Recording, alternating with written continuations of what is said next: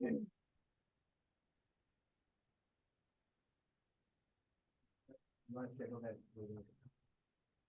good morning, everybody. This is Sarah Jepson. I'm the Chief Planning Officer here at SCAG. We'll give ourselves a couple more minutes here while people are joining us for our information session on the REAP 2 updated program development framework.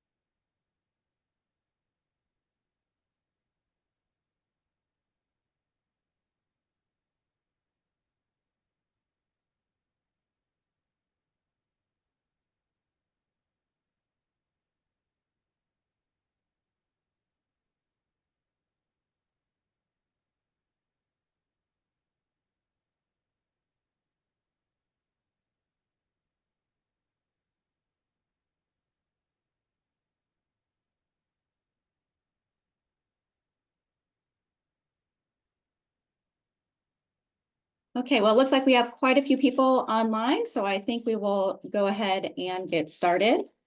So again, my name is Sarah Jepson, and I am the Chief Planning Officer here at SCAG. I want to thank you this morning for joining us for an update on SCAG's REAP 2.0 program and to provide feedback on our updated program development framework. This is the first of 2 identical information sessions we're going to have on the updated program development framework, which we intend to use to guide a phased approach to expending the REAP 2.0 resources.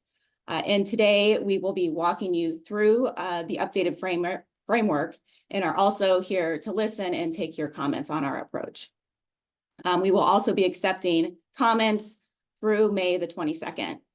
I just want to point out real quick that I'm joined today here by a fabulous SCAG team, and I want to thank them for all their work on this program. In particular, I want to highlight that Elizabeth Carbajal is here, who's our Deputy of Land Use, leading on the housing side of the program, and Annie Nam, our Deputy for Transportation, should also be joining the call, as well as Kate Kagango, who has been working on the transportation side of this program. I also want to thank Alicia James, who's been doing the work to outreach to all of our stakeholders to make sure you feel engaged and are aware of all the changes that are happening with the program. So at SCAG, we are tremendously proud of the work that has taken place across the region over the last 2 years to develop our REAP 2.0 funding program. And I want to thank the many of you who have engaged with us in that process and provided feedback. Again, over the last 2 years, it's been a very robust process. We are committed to making the most of the resources that are allocated to SCAG for this program to meet our housing and sustainability goals. And as that part of that commitment, we think it is important to be able to restart this program as soon as possible and provide some more certainty to the applicants who have put so much effort into applying for this program. Unfortunately, as you all are aware, we've experienced a significant disruption to the program earlier this year when the governor's budget proposed a 50% reduction to the REAP 2.0 program across the state, reducing SCAG's award from $246 million to $123 million. While that budget process is still underway, we are continuing to advocate for the full restoration of those funds. And again, appreciate the many of you who have been working with us up in Sacramento to try to bring those dollars back to the region. However, concurrently, we are updating our program development framework to provide the basis for prioritizing how we might look to phase the investments with the goal that we can lift the current hold that we have on this program later this summer and be able to restart the work while we are continuing to advocate for resources. So our discussion today and the framework that we are presenting to you is about phasing. Obviously, there's a chance that we don't get the full funding back and that the first phase becomes the only phase that we're able to move forward with. But again, it is our intent to continue to advocate for the restoration for as much funding as possible.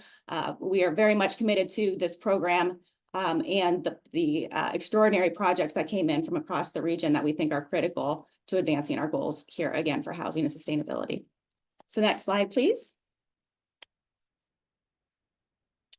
So I'm going to provide a little bit of the background on the REAP 2.0 program and how we got to the point where we are today. So REAP 2.0 was established as part of the 2021 California Comeback Plan under AB 140 and builds on the success of the REAP 2019 program. Through the REAP 2.0 program, approximately $600 million was made available statewide originally. The Southern California region was allocated $246 million. All of those funds at this point must be expended by June of 2026. The program focuses on integrating housing and climate goals and allowing for broader planning and implementation activities. The state has the following 3 objectives that are highlighted here on the slide to support transformative policy outcomes and accelerate the implementation of regional and local plans that achieve the state's primary planning goals. SCAG further refined those state objectives into objectives that were important to our region, and those are highlighted here as well. Next slide, please. Within the program goals that were established for our REAP 2.0 program, we also defined 3 main program areas through extensive engagement across the region. These 3 program areas included our early program initiative, the programs to accelerate transformative housing, or our PATH program, and the transportation partnership programs. The 3 program areas in SCAG's REAP 2.0 program work together to meet the REAP 2.0 objectives and support the implementation of SCAG's long-range transportation plan and sustainable community strategy, which we call Connect SoCal. Next slide, please. So at this point, and using that program framework, SCAG has issued calls for projects and selected specific projects that meet the program goals. We have suballocated over $192 million across the region to support REAP 2.0 implementation, and local partners have brought to that an additional $128 million in matching funds, making the total investment that we had hoped to come to fruition here through this program about $320 million. Next slide, please. So as mentioned, on January 10th, Governor Newsom announced a proposed budget that would cut $300 million from the REAP 2.0 program, resulting in a 50% reduction to SCAG's $246 million award. SCAG is committed to that entire $246 million award.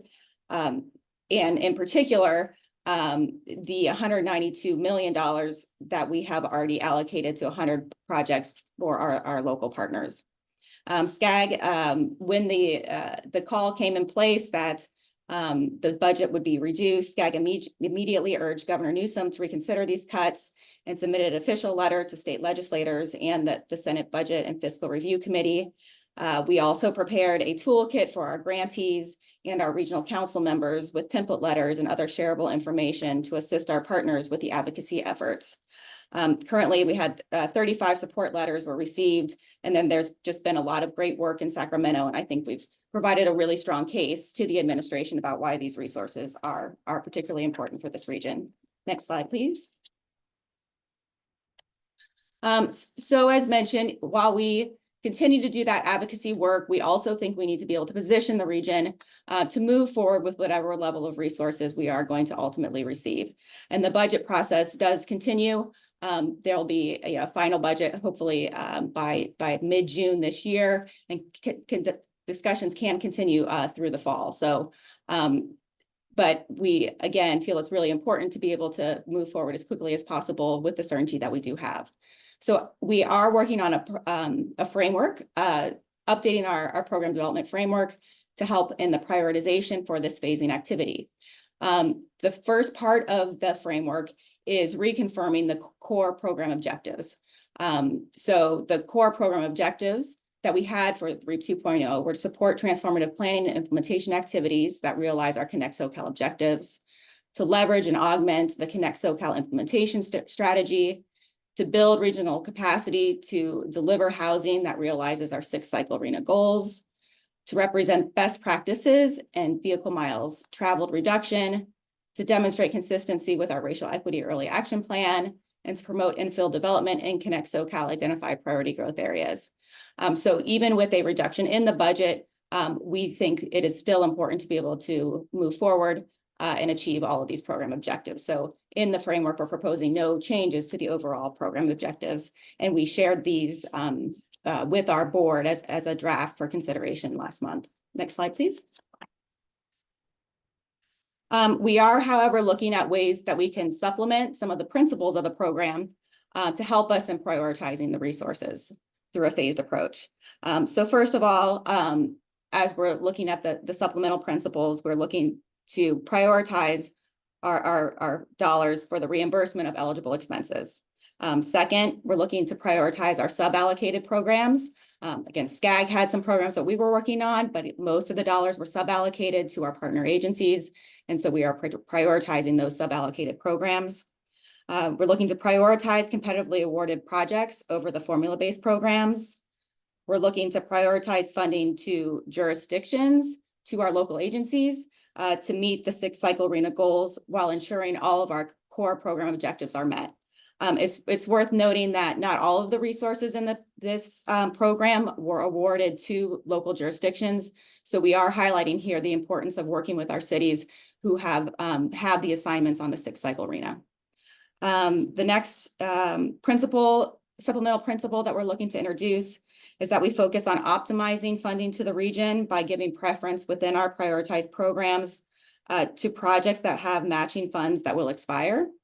And then finally, we're looking to defer to phase 2 any regional studies or technical assistance resources that weren't competitively awarded. So as mentioned, these principles were shared for discussion with our Executive Administration Committee at their April 3rd meeting. And we are doing this outreach and anticipate to go back to our board sometime this summer to confirm these principles and this approach. Next slide, please.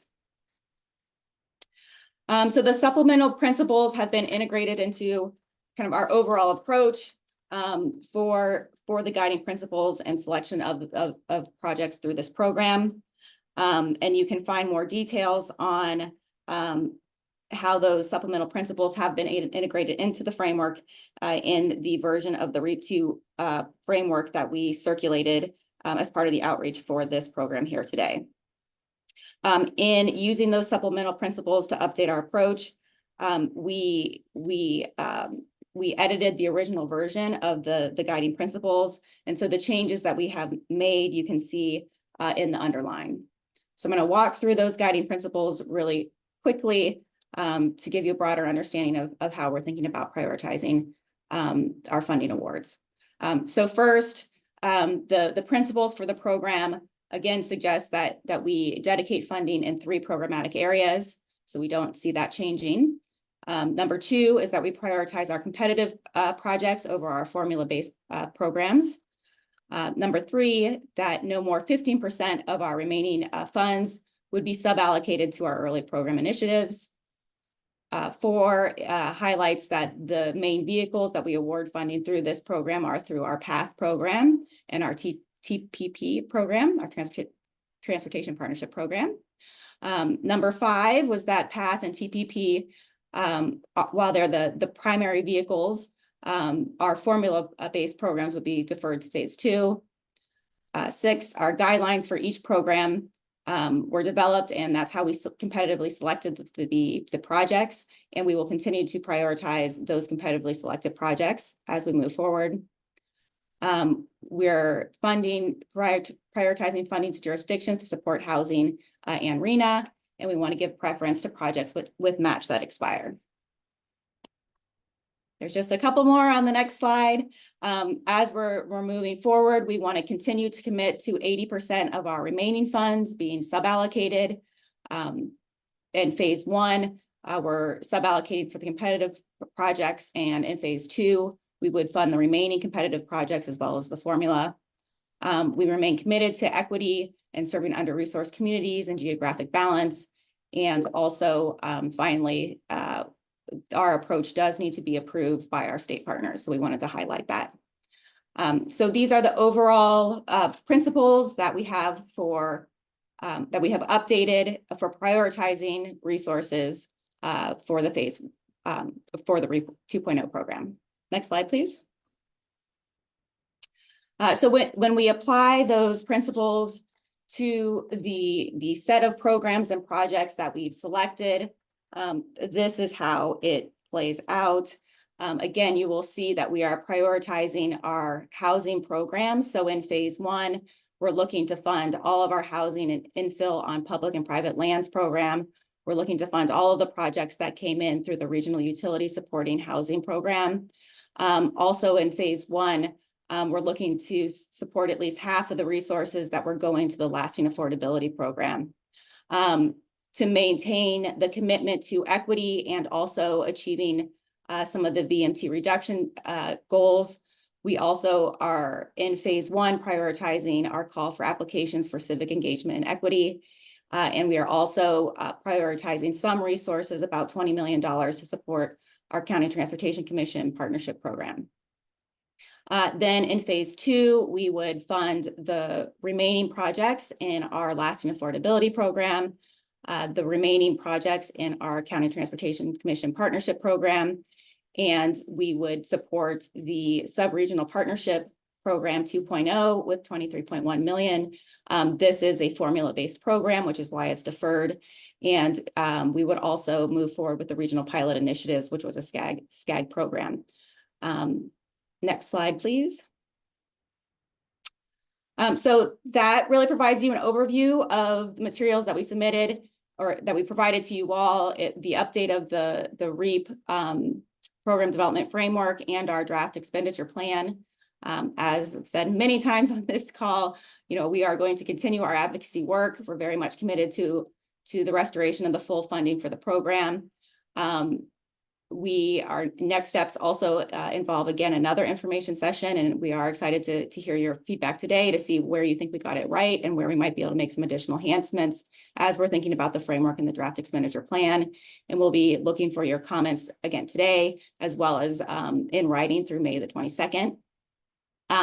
Once we get that feedback, we hope to go back to our board through our executive administration committee and our regional council for consideration of the updated framework and draft expenditure plan sometime this summer, with the goal that we would be able to initiate the work with our phase 1 project sponsors later this summer, and again continue to work with partners through the into the fall and as long as we need to try to bring the rest of the resources back to the region. So I will stop there, and I think we're had the opportunity for questions on our updated framework, as well as any comments that you might have. I'm going to turn it over to Alicia to facilitate that piece. Yeah, we have a question about sharing the list of specific projects anticipated for phase 1.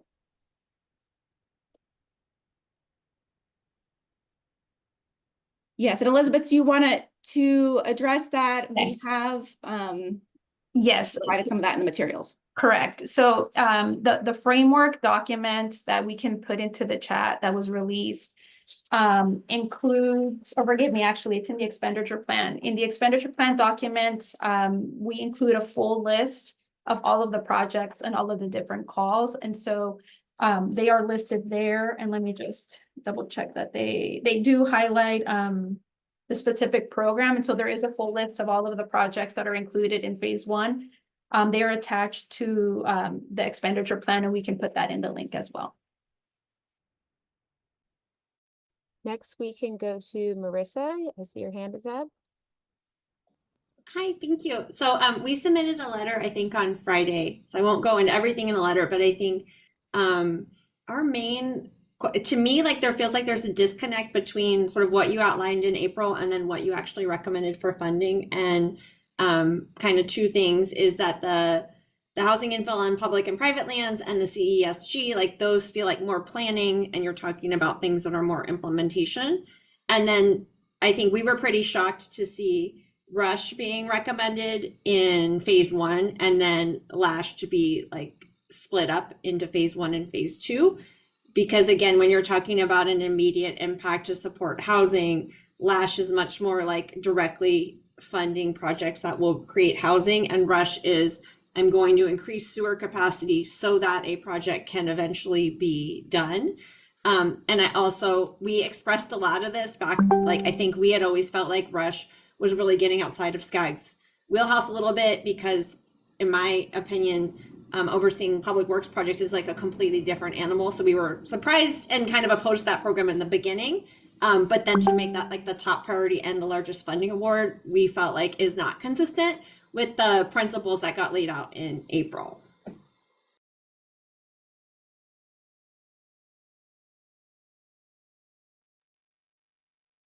And we'll certainly consider that, Marissa, but, I think our consideration, as it relates to the principles was, again, prioritizing resources to the local jurisdictions to support the implementation, of RENA and their housing elements. And so we were looking at, opportunities to, more directly give the resources, to the local agencies for those activities that are in housing elements.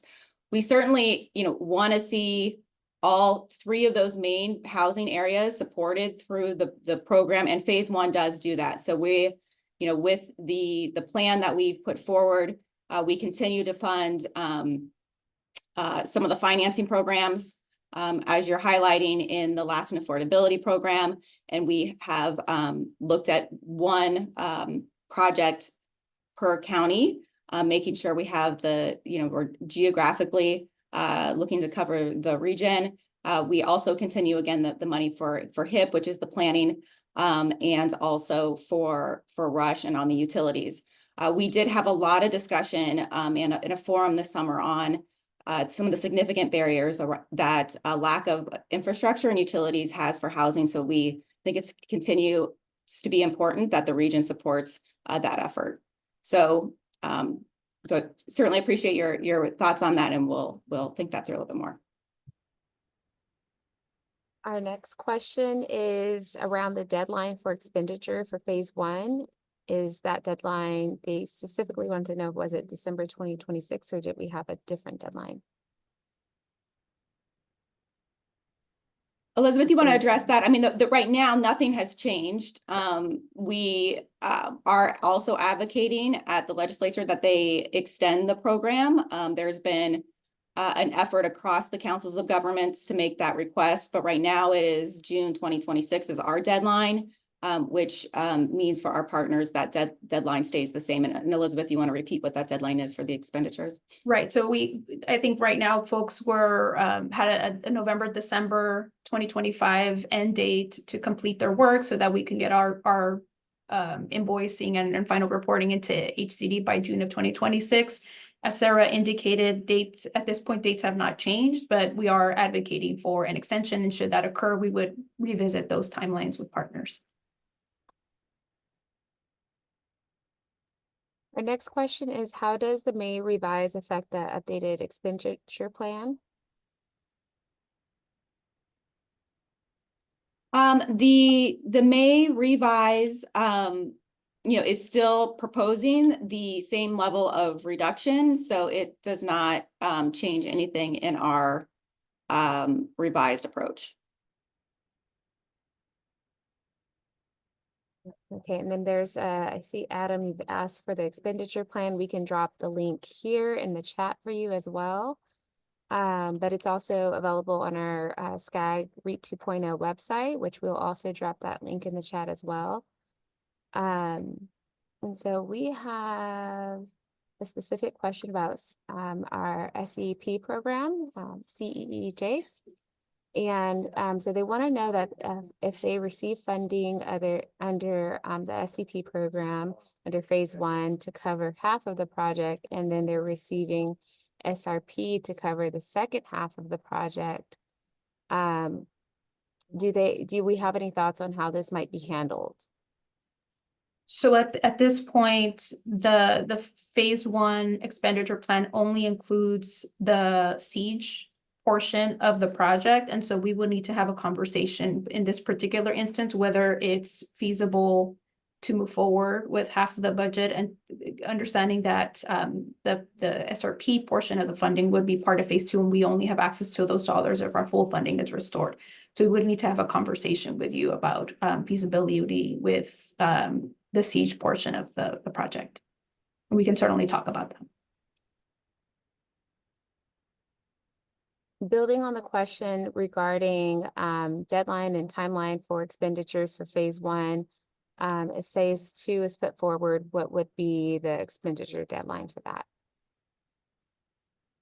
So we were looking at, again, these are things we'd have to work with the legislature on if we do get the full funding restored. We were looking at each phase being 2 years. So we were looking for the second phase to be an additional 2 years. And really, we think that, you know, given the significant disruption and the delay, that we would need until about June 2028 in order to finish the to wrap up the full program. So that's what we would advocate for. But obviously a lot is up in the air and would determine on what the legislator is willing to grant us. Okay, the next question is, given the delays, what support can SCAG offer to program participants to ensure that projects can be completed within the compacted schedule? And is there any additional advocacy work that SCAG can coordinate to support the extended deadline or other measures, such as advanced disbursements? So I would just say the first thing we're trying to do is, you know, get this updated program development framework and expenditure plan approved by our board so that we do have some ability to move forward even in a time of uncertainty. As those of you who've been around the budget process for a while know, you know, things might not be totally settled until later this fall, and we really don't want to delay any farther, as we know that, you know, people were already starting to get contractors in place to deliver work, and the longer you delay, often the more expensive things become. So, you know, again, to get any of our projects done by June the 2026, we thought it was, again, critical that we have some framework and approach in place that allows us to get to restart as soon as possible. And we'll continue to do our advocacy work to extend deadlines, to add more money. But this framework is really a key first step for us. Elizabeth, anything else you want to add on the support that you're offering to the awardees? I mean, yeah, I mean, definitely, as should phase 1 be approved, we would be working really closely with our partners in providing technical assistance to build out the statements of work, to get those projects into executed MOUs. And so we are here as a resource as needed in whatever capacity is needed to provide technical assistance to build out those scopes. We also will be developing a bench that would be available if that's of need as well. And so definitely are here as a resource to support our partners as much as we can to help the projects move forward and provide whatever assistance is needed to get there. And again, we are advocating for more time. And so I think once we have a better sense of that, we can, you know, work towards that goal. But we will definitely be a resource to support as well. We have a hand up from Eva. Hey everyone, sorry I joined a little late, so if you've answered this question already, I apologize. From LA Metro, I'm a grantee. My grant manager is joining tomorrow's session, but I'm just curious, was it clarified that you will be funding the programs under phase 1? We are going through a process right now of, again, kind of engaging with all of our stakeholders and putting together this updated set of principles to guide prioritization and to update the expenditure plan. But we will need to take that back to our board, and we'll need final confirmation on the resources available before we'd be able to move forward with phase 1. Got it. So I'm in the process of starting my procurement. And you know, I heard that there might be some cuts. So I was wondering, would it make more sense to wait for that to hear it back, and then I'll adjust my, my statement of work, everything. So, I don't do that after procurement's over, which can take a year for us. What would you recommend?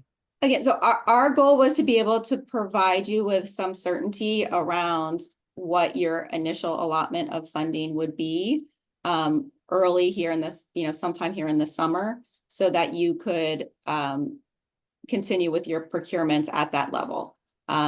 In phase one, we're not proposing to fund the full amount that was originally awarded to the County Transportation Commission. So, obviously some of your projects would need to be deferred, but we want you to at least know how much money you could expect to get so that you can move forward with the subset of projects that you would prioritize. Okay, so sounds like I'll just move forward with procurement since it's a long process. And then and during that process, if I hear of any modifications in the funding, I'll adjust it within there. Let me go back, and I'm going to have Kate jump in on that one too. Metro is going to need to submit to us what that updated project list is before you would move forward. Currently, all of our programs are on hold. Yeah. If I can just add, we will be, scag will be working with you, with each of the county commissions, because we don't have a project list for each of the county commissions, particularly for phase one. We want to understand the status of some of your projects, because at this point, there's been significant delays, and we understand that some of the projects may not even move forward. And so there's going to have to be some shifting. And so we'd like to sit down and work with you, but ultimately we'd like to have your input on prioritization for phase one. Okay, I'm the one who's project managing it, so it'll probably be someone else that understands the phase one and all the formalities here. My take is that procurement takes 12 to 18 months.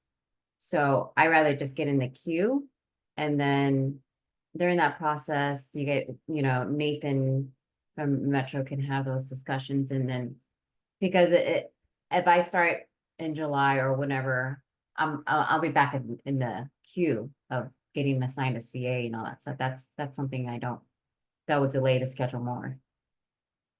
That's understood. We each have various processes with respect to procurement. I understand the delays, the time it can take. So recognizing that perhaps your approach makes sense. But again, I think we will be working with each of the commissions to ensure that we can at least address some of your immediate concerns to get the projects back flowing again. Thank you. Next question is around the current input that we're accepting and how we plan to use that in our next board actions or regional council actions.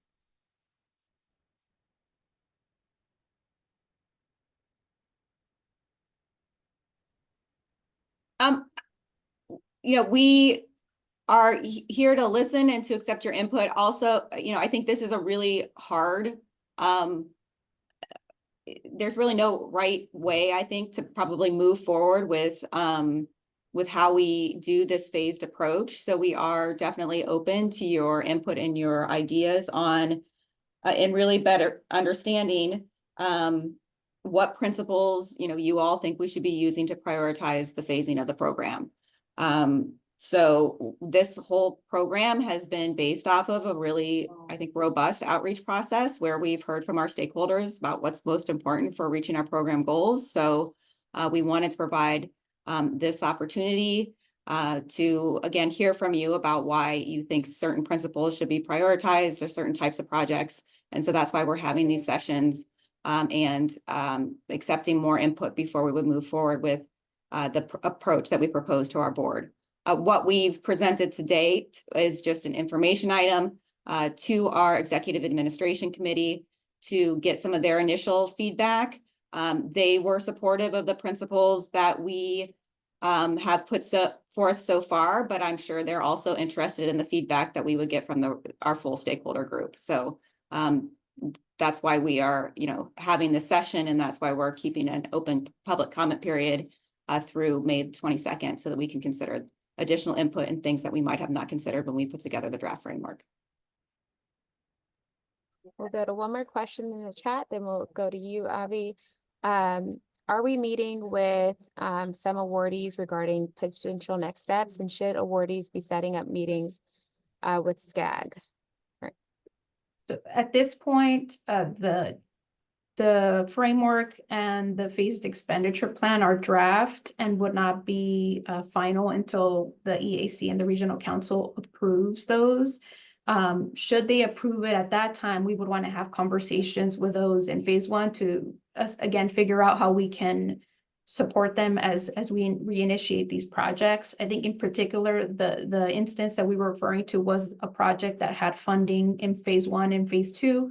And so in that instance, there was a question about feasibility for that particular project, given that essentially half of the project would be in SRB2. But overall, we're holding on meeting on specific projects until the framework and the phased expenditure plan is considered by the EAC and regional council. And at that time, certainly we're happy to meet with partners to figure out how we move forward.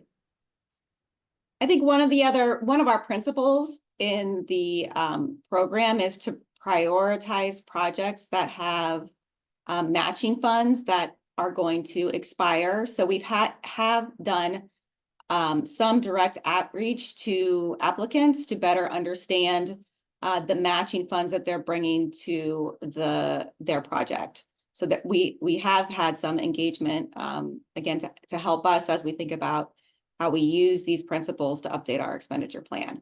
And I think that also goes to a question that was in the chat from Melanie, and that is that for the NOFA program, the lasting affordability program, as we looked at the projects that would be in phase one versus phase two, we did look at those that were bringing the most match to their projects, because we want to make sure that we can bring as many dollars as possible to the region.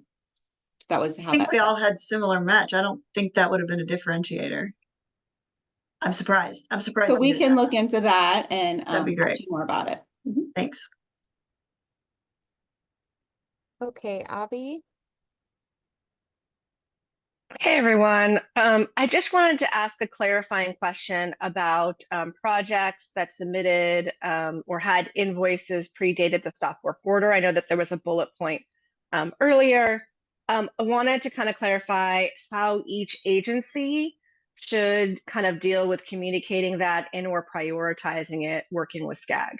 Are you looking, I know that SCAG, right, you guys have requested previously invoices that were already in the queue pre the stop work order, but how are those going to be dealt with?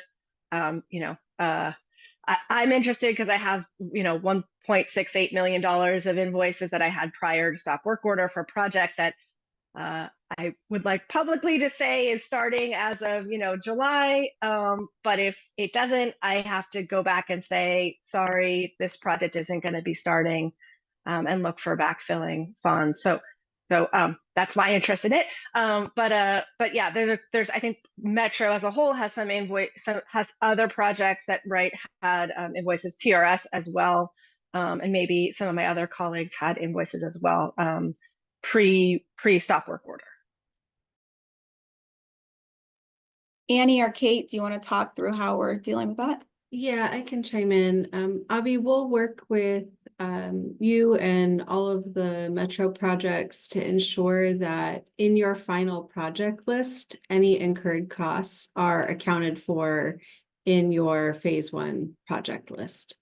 So Metro leadership can select your project and doesn't have to select the whole funding amount, but just to make sure that your incurred costs are accounted for in your phase one expenses. And we have a spreadsheet that we'll be sending you after this week's information sessions.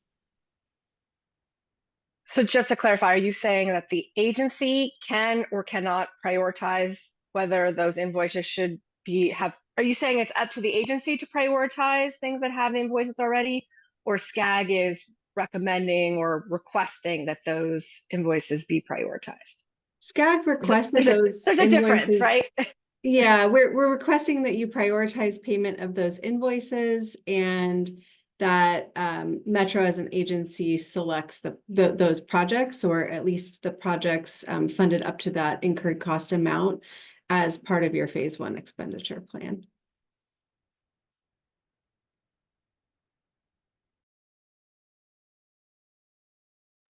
Thanks for that. That's helpful. And just so you all know, we had 2 programs.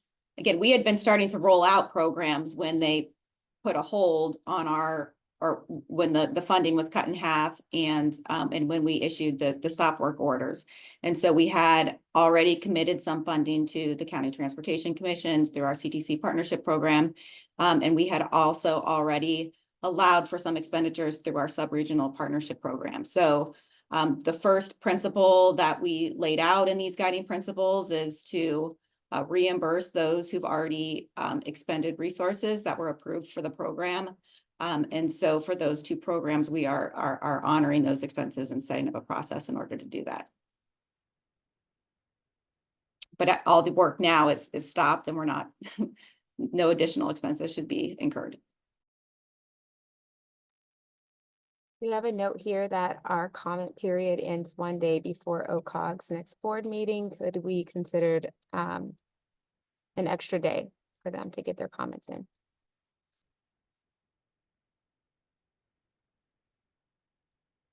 I think that's definitely something we can consider. I'll follow up with you. Okay, I have another comment here or question. If the state restores the full funding, will SRP still be part of phase 2, or will it be deferred to 2 years later after phase 1?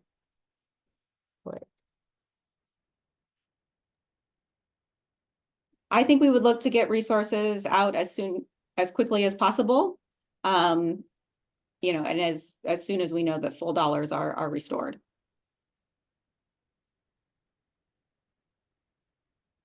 Another question we have here is some of the projects that the CTCs advance would be led by jurisdictions. How can the jurisdictions participate in the prioritization discussions between SCAG and CTCs, and which projects are chosen? I think we would ask that you work directly with your respective CTC on prioritization, so that we can then have the communication with the County Transportation Commission.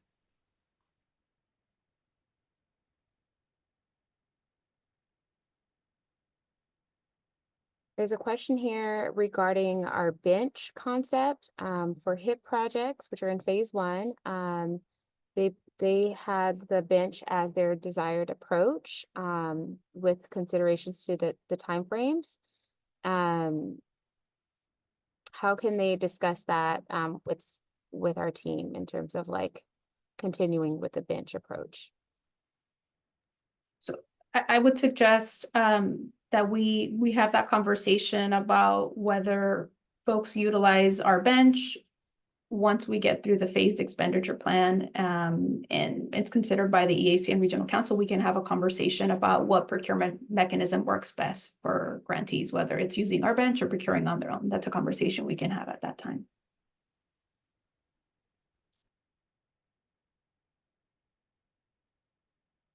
Okay, this next question is for our lasting affordability program. How are we delineating between projects that are for development versus studies?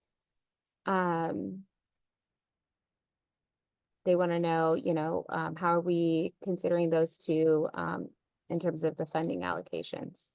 For the lasting affordability program.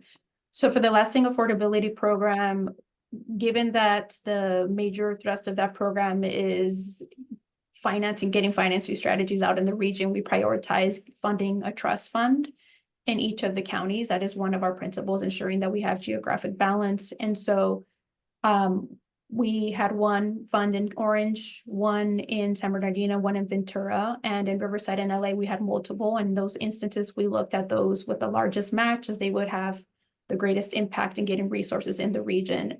So the focus was for lasting affordability to prioritize trust funds and having at least one in each county that applied.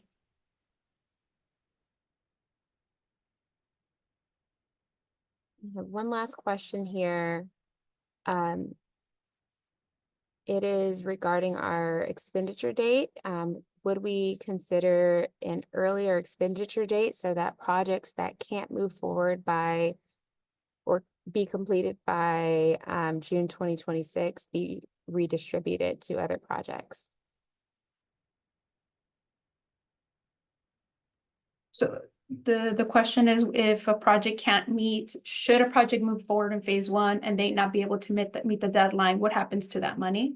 Exactly. How can Yes. that be redistributed? Yeah, I think we would have to reassess what that looks like. You know, as Sarah indicated, our goal is to get as much money as we can in the region out to our partners. And so that would be a conversation with folks. If they're not able to meet the deadline, we can reassess what that looks like in our program. Sarah, do you want to expand on that? No, I think that's a great question. You know, if we have, I guess, ranked or prioritized projects in phase one that really aren't going to be able to meet that June 2026 deadline, and that deadline doesn't get extended, then we will definitely be looking to bring in new projects to support. But we got to think about the logistics of how we would make that happen.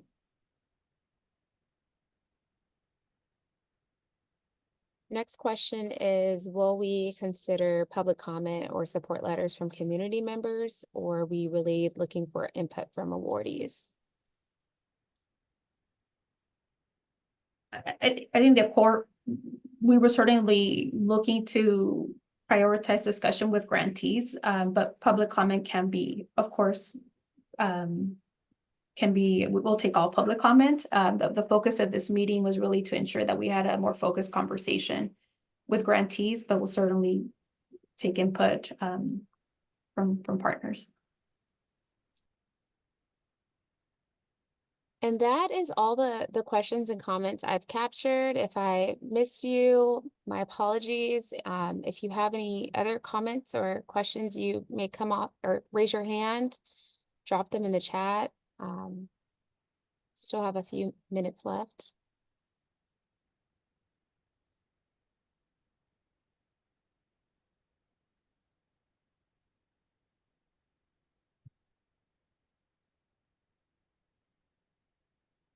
Livia? Sorry if I'm mispronouncing. Oh, no problem.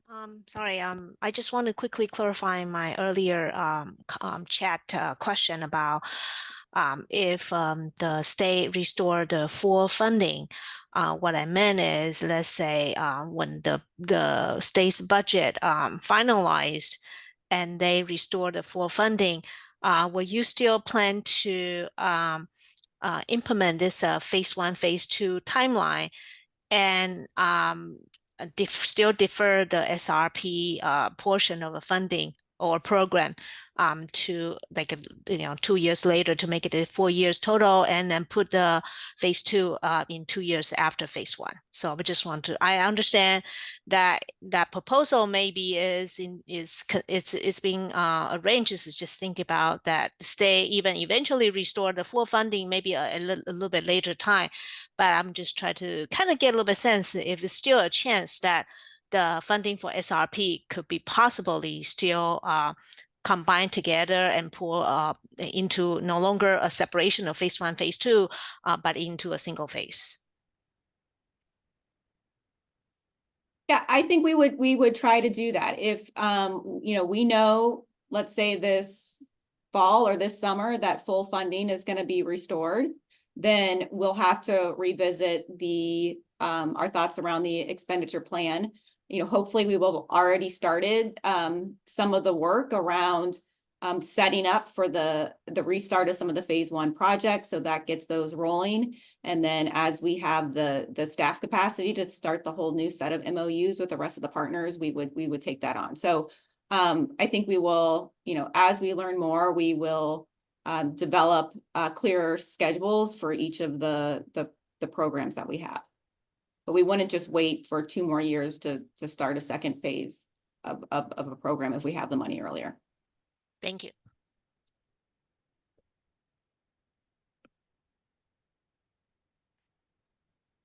For us, it is really helpful. I just see there's many programs that we've set up here with the REAP 2.0 program. So from a staff perspective, being able to phase and roll this out, you know, we hope will allow us to do it most efficiently. Any other questions or comments?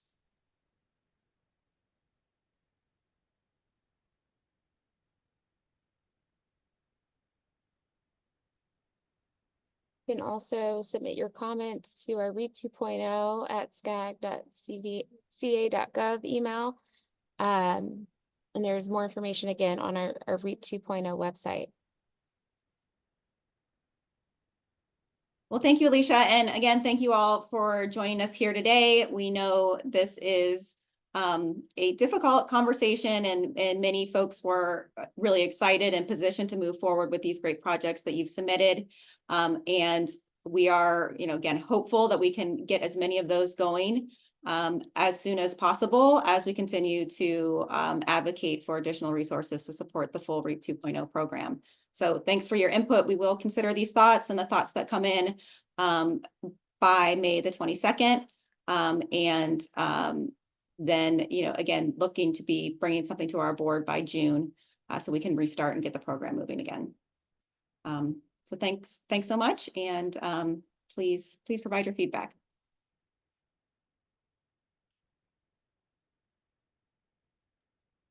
Thank you.